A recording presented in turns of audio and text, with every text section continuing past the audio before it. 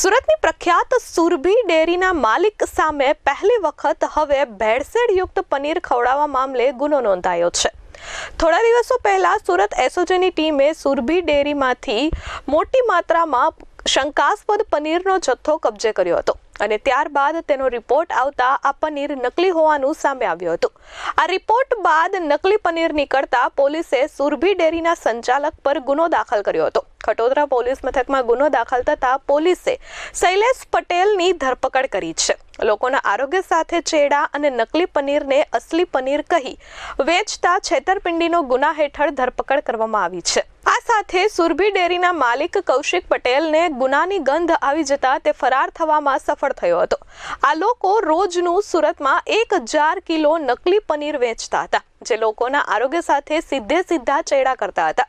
સુરતમાં પનીરના નમૂના ફેલ થતા પ્રથમવાર કોઈ ડેરી માલિક વિરુદ્ધ ગુનો નોંધાયો છે।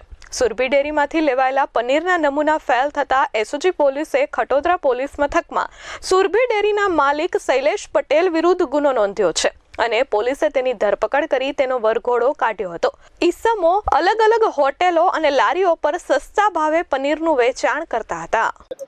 954 કિલોગ્રામ પનીરનો જથ્થો જે જપ્ત કરેલો એનો જે નમૂનો છે ફેલ જતા ગઈકાલે એક વિશ્વાસઘાત અને મિલાવટની કલમ મુજબ ગુનો દાખલ ખટોદરામાં કરવામાં છે। એના જે બે સંચાલકો છે એમાંથી મુખ્ય સંચાલક શૈલેષ પટેલની ધરપકડ કરવામાં આવેલી છે અને નજીકના દિવસોમાં જે લગ્નની સિઝન ચાલી રહી છે તો ત્યાં પણ એસઓજીની ટીમો ખાનગી રીતે જઈ અને પનીરના નમૂનાઓ લેશે અને ચેક કરીશું, ને જો એમાં કંઈ પણ એવું ભેળસેળયુક્ત માલુમ થશે તો રેડો કરવામાં આવશે તથા આવા લોકો ઉપર જો વધારે ગુનાઓ દાખલ થશે તો એમની પાસાની પણ કાર્યવાહી કરવામાં આવશે। આ જે સંચાલક છે એના જે અહીંયા ખટોદરાની યુનિટ છે એમાં એ કઈ રીતે પનીર બનાવતા હતા અને શું કરતા હતા એની પૂછપરછ માટે લાવેલા હતા અને ત્યારબાદ જે છે આગળની કાર્યવાહી ચાલુ છે। Bureau report S24 news Surat.